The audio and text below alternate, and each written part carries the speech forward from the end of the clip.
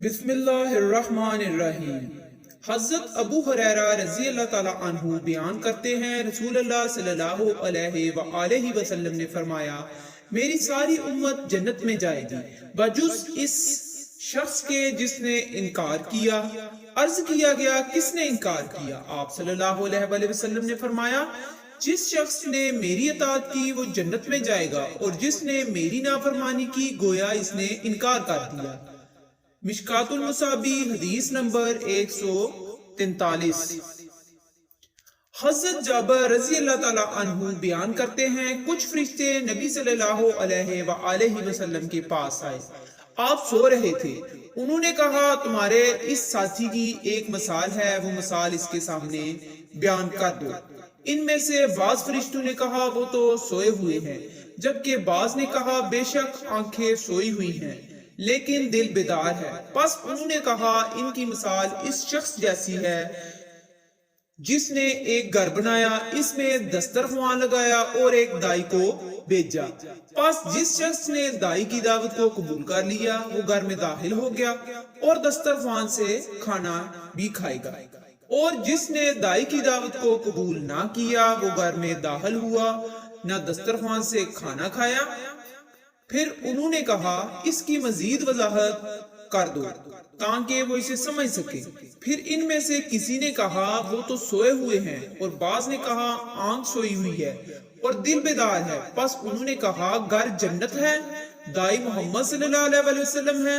پس جس شخص نے محمد صلی اللہ علیہ وسلم کی اطاعت کی تو اس نے اللہ کی اطاعت کی، اور جس نے محمد صلی اللہ علیہ وسلم کی نافرمانی کی تو اس نے اللہ کی نافرمانی کی، اور محمد صلی اللہ علیہ وسلم لوگوں کے درمیان فرق کرنے والے ہیں۔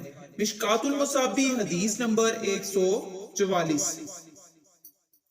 حضرت انس رضی اللہ تعالیٰ عنہ بیان کرتے ہیں، تین اشخاص نبی صلی اللہ علیہ وآلہ وسلم کی عبادت کے متعلق پوچھنے کے لیے نبی صلی اللہ علیہ وآلہ وسلم کی ازواج مطہرات کے پاس آئے۔ جب انہیں اس کے متعلق بتایا گیا تو گویا انہوں نے اسے کم محسوس کیا۔ چنانچہ انہوں نے کہا، ہماری نبی صلی اللہ علیہ وآلہ وسلم سے کیا نسبت؟ اللہ نے تو ان کی اگلی پچھلی تمام خطائیں معاف فرما دی ہیں۔ ان میں سے ایک نے کہا، میں تو ہمیشہ ساری رات نماز پڑھوں گا۔ دوسرے نے کہا، میں دن کے وقت ہمیشہ روزہ رکھوں گا اور افطار نہیں کروں گا، اور تیسرے نے کہا، میں عورتوں سے اجتناب کروں گا اور میں کبھی شادی نہیں کروں گا۔ نبی صلی اللہ علیہ وآلہ وسلم ان کے پاس آئے اور پوچھا، تم وہ لوگ ہو جنہوں نے اس طرح کہا ہے؟ اللہ کی قسم، میں تم سے زیادہ اللہ سے ڈرتا ہوں اور تم سے زیادہ تقوی رکھتا ہوں، لیکن میں روزہ بھی رکھتا ہوں اور افطار بھی کرتا ہوں، رات کو نماز پڑھتا ہوں اور سوتا بھی ہوں، اور میں عورتوں سے شادی بھی کرتا ہوں۔ پس جو شخص میری سنت سے اعراض کرے وہ مجھ سے نہیں۔ مشکات المصابی حدیث نمبر 145۔ حضرت عائشہ رضی اللہ تعالی عنہا بیان کرتی ہیں، رسول اللہ صلی اللہ علیہ وآلہ وسلم نے کوئی کام کیا، پھر آپ نے اس میں رخصت دے دی تو کچھ لوگوں نے رخصت کو قبول کرنے سے اجتناب کیا۔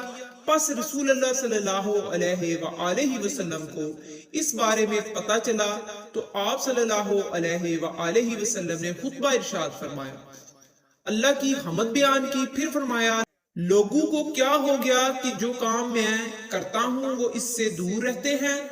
اللہ کی قسم، میں اللہ کے متعلق ان سے زیادہ جانتا ہوں اور ان سے زیادہ ڈرتا ہوں۔ مشکات المصابی حدیث نمبر 146۔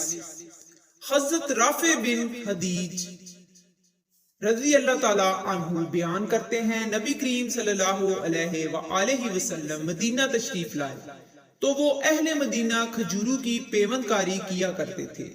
آپ صلی اللہ علیہ وآلہ وسلم نے پوچھا، تم کیا کرتے ہو؟ انہوں نے عرض کیا، ہم ایسے ہی کرتے آ رہے ہیں۔ آپ صلی اللہ علیہ وسلم نے فرمایا، اگر تم پیوند کاری نہ کرو تو شاید تمہارے لیے بہتر ہو۔ انہوں نے ایسا کرنا چھوڑ دیا تو اس سے پیداوار کم ہو گئی۔ راوی بیان کرتے ہیں، انہوں نے اس کے متعلق آپ سے بات کی تو آپ صلی اللہ علیہ وسلم نے فرمایا، میں ایک انسان ہوں جب میں تمہیں تمہارے دین کے کسی معاملے کے بارے میں تمہیں حکم دوں تو اس کی تعمیل کرو، اور جب میں اپنی رائے سے کسی چیز کے متعلق تمہیں کوئی حکم دوں تو میں ایک انسان ہوں۔ مشکات المصابیح حدیث نمبر 147۔ اور رسول اللہ صلی اللہ علیہ وآلہ وسلم نے ارشاد فرمایا، اللہ اس کے چہرے کو روشن کرے جو حدیث سن کر آگے پہنچ جائے، صلی اللہ تعالی علیہ وآلہ وسلم۔